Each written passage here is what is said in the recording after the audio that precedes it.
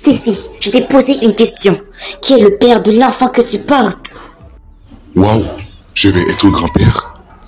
Edouard? Papa? Edouard, que fais-tu ici? Lorita, que les choses soient bien claires. Je ne suis pas venu ici pour toi. Je suis ici pour ma fille. Evelina m'a tout expliqué du drame qui s'est passé. Alors moi, je viens donner ma version de l'histoire. Ma fille, comme tu es enceinte, je ferai ça une autre fois. Je ne veux pas t'encombrer avec tout ça. Alors, dis-moi, comment te sens-tu? Papa, c'est bien toi? Oui, c'est bien moi. Je t'ai manqué? Toi, me manquer? Si tu n'avais pas pensé à mon bonheur avant déjà égoïste, alors quel intérêt pour que tu me manques? Papa, j'ai assez souffert comme ça à penser que tout le monde mérite une seconde chance. Mais il y a des gens qui n'apprennent jamais de leurs erreurs. Papa, avec tout le respect que j'ai pour toi, je vais te demander de partir. Lorita, que lui as-tu raconté pour qu'elle n'éprouve aucune émotion de bonheur à mon arrivée? Qu'est-ce que... Non, maman, laisse. C'est moi qui vais lui répondre. Papa, tu m'as abandonné. Ça fait déjà 15 ans. Tu espérais que je vienne te serrer dans mes bras? Oui, en chantant tes louanges. Mais ne te fais pas d'illusions. Je ne suis plus la fille que tu avais abandonnée. Oui, la fille qui cherchait toujours l'approbation de ses parents. Et qu'à la fin, c'est le rejet qu'elle reçoit. Papa, pars s'il te plaît. Ma fille, écoute-moi. Papa, pars. Je n'ai pas besoin de tant d'explications. Jusqu'à présent, j'ai fait preuve de compréhension, contrairement à vous, maman et toi. Mais je ne vais pas utiliser les choses du passé pour justifier mes actions. Si tu ne sors pas de cette pièce, moi je vais sortir. Je ne sortirai pas d'ici tant que tu n'écoutes pas ce que j'ai à dire. Pars, Edouard. Déjà 15 ans de cela, tu as perdu tout ton droit dans cette famille. Ma fille a besoin de repos après ces 5 jours passés à l'hôpital. Elle doit rester sereine pour le bien-être de son enfant.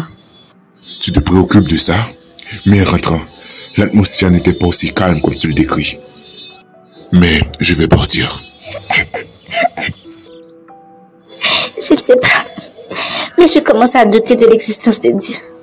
Si nous lui adorons chaque jour, pourquoi c'est aussi de cette famille que les drames n'arrêtent pas de tomber? Chérie, arrête. Dieu existe et il nous voit. Maman, si tu aimais quelqu'un, un jour cette personne a un problème, tu resterais calmement à lui regarder sans l'aider. Dieu dit qu'il nous aime, mais il n'intervient jamais quand on a besoin de lui. Je vois que l'existence de Dieu commence à te paraître floue. On pourrait bien aller à l'église demain, malheureusement, on ne sait pas parler l'espagnol. Quelqu'un pourrait bien t'expliquer ça clairement, mais c'est pas moi, chérie. Je ne veux pas que l'existence de Dieu te paraisse comme quelque chose d'incertain, un fait irréel. Non, je ne veux pas ça. Maman, j'ai besoin de repos. Je vais monter me coucher. Quand tu as besoin de quelque chose, n'hésite pas à m'appeler. S'il te plaît, ne commence pas, Valéria. Je n'ai pas d'humeur à m'engueuler. Je sais très bien parce que tu te retrouves dans le sale drap d'être enceinte avant le mariage. Et même avec un homme que ta mère ne connaît pas. Tu ressembles tellement au traîné dans les films. Si je vois bien, il n'y a aucun miroir devant toi pour voir une traînée. Valéria, je sais que je suis enceinte et de mon plein gré. Je ne vois pas en quoi ça te concerne. Bon, je suis venue me reposer, alors laisse-moi tranquille. Stacy, tu sais très bien que je gagne toujours. Non, pas du tout. Ou sinon, tu as oublié que tout à l'heure, tu viens d'avouer que tu as tout inventé à propos de ma grossesse pour Taureau. Alors, ma mère ne te fera plus confiance. Et comme ça, on saura que c'était moi qui avais raison le jour dont tu m'avais accusé de ce fait honteux. Tu détruis ta façade toute seule. Quel dommage. Je pensais que tu étais plus futée que ça. Ne crie pas si vite, Victoire. C'est pas la fin. Je suis bien plus rusée que tu le crois.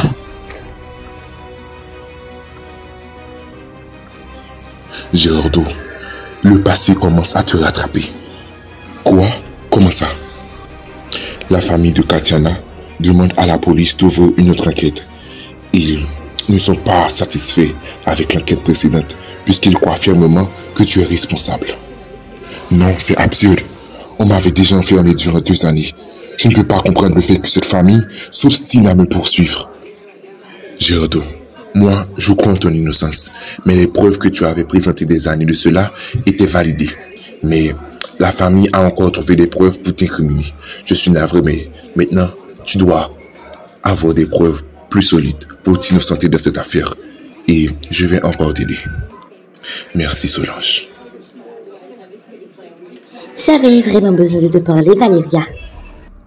À propos de quoi t'as dit? Ne fais pas semblant de ne pas t'en souvenir. Tu sais très bien l'histoire que tu avais inventée. Alors, si je comprends bien, Stacy était aussi innocente quand tu l'avais accusée. Alors, Valéria, qu'as-tu à dire pour ta défense?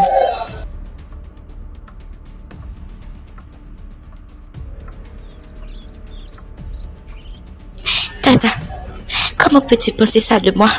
Je t'ai tant prouvé que j'étais un modèle. Modèle? Tout à l'heure, tu viens d'avouer que tu as inventé l'histoire de Stacy avec Arturo. Et tu veux me faire comprendre que tu es un modèle? Je suis consciente que je t'ai menti. Et je suis navrée. Mais ce n'est pas à propos de ce que tu penses. L'histoire d'Arturo et Stacy était bien vraie. Mais je t'ai menti juste après quand je t'ai avoué que j'avais tout inventé. Si j'ai menti après t'avoir tout expliqué, c'est parce qu'Arturo m'avait forcé à le faire. Il m'avait menacé de me violer. Et tu sais, Tata, je suis très attachée à ma dignité. Alors, j'étais forcée de te dissuader. Quoi? Tu viens de me faire comprendre que Stacy est vraiment enceinte pour Arturo? Et cet homme t'a menacé pour me dissuader? Non, c'est complètement dépassé. Mais Valéria, je m'excuse d'avoir douté de toi. Tu étais vraiment dans un choix difficile. Ta dignité ou soutenir la vérité. Je m'excuse, ma fille. Non, quand elle fait gober à ma mère, je vais encore être la méchante de l'histoire. Je suis convaincue. C'est intéressant que tu sois là. J'avais besoin de te parler. Valéria, tu peux monter, ma fille. Valéria t'a encore fait gober une histoire? Pas du tout. Elle a juste encore fait preuve d'honnêteté. Contrairement à 3 jeunes filles qui me font honte à chaque fois. Comment te sens-tu maintenant que tu m'as encore fait honte en tombant enceinte avant le mariage? Maman, si j'ai précipité les choses, c'est à cause de toi. Ah, maintenant c'est moi la sorcière. Je t'avais forcé à coucher avec Arturo. Maman, que dis-tu? Valéria a avoué que c'était une histoire inventée de sa part. Que pensais-tu? Que ton mensonge avec Arturo se tiendrait pour longtemps? La vérité sort toujours vainqueur. Tu es tombée enceinte avant le mariage. Et Arturo et toi, vous avez monté un plan pour que Valéria me dissuade après avoir dit la vérité. Je te trouve très rusée en tant que jeune fille bien élevée. Maman, je ne veux pas t'offenser, mais je trouve que... Quoi? Valéria, c'est quelque chose de stupide. Tu vois, tu commences à dépasser les limites. Tu es devenue si arrogante, rusée. Je me demande si je suis la fautive de ton éducation. Maman, je te le garantis, qu'un jour, tu regretteras chaque reproche qui sort de ta bouche et chaque gifle que tu as osé me donner. Oui, Valéria est très bien la fille parfaite, mais c'est juste qu'une façade.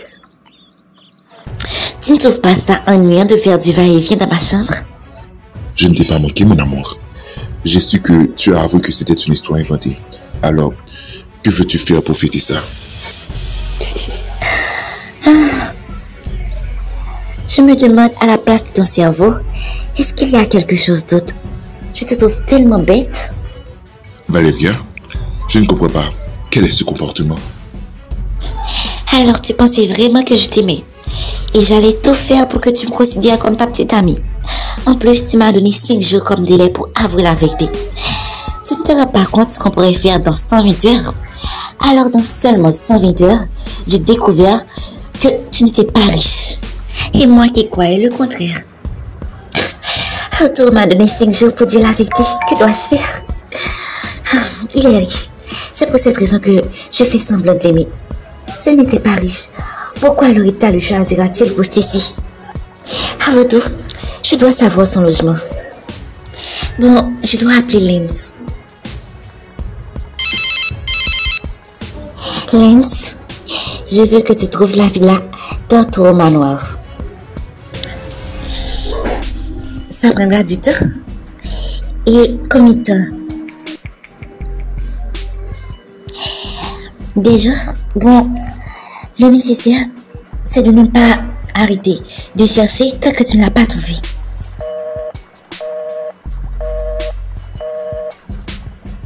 Au moins chez lui, je trouverai quelque chose pour lui faire perdre la face devant Loretta.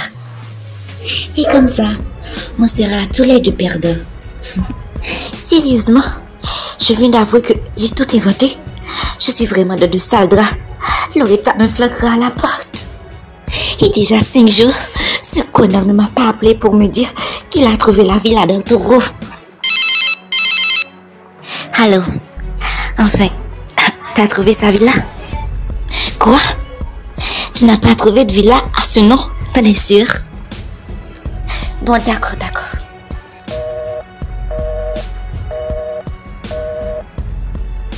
Si je comprends bien, Arturo n'est pas riche. Et j'ai déjà avoué à Loretta que j'ai menti. Que vais-je faire? Je suis passée de voir comment Loretta va te mettre à la porte. C'est intéressant, n'est-ce pas? Comment peux-tu être aussi machiavélique? Je suis tellement impatiente de voir quand Loretta te mettra à la rue. Tu es une honte. Maintenant, je vais devoir trouver une solution pour sauver ma réputation. Maman, je ne suis pas enceinte d'Arturo. Quand vas-tu arrêter ton cinéma, jeune fille? Maman, je te l'assure. Stacy, arrête. Je ne veux plus entendre un seul mot sortir de ta bouche. Maintenant, je suis obligée de prendre une décision radicale pour sauver la réputation de la famille. Tu vas devoir te marier avec Arturo, peu importe ton avis. Quoi, maman? Mais l'enfant, ce n'est pas d'Arturo. Je suis enceinte de Gerardo.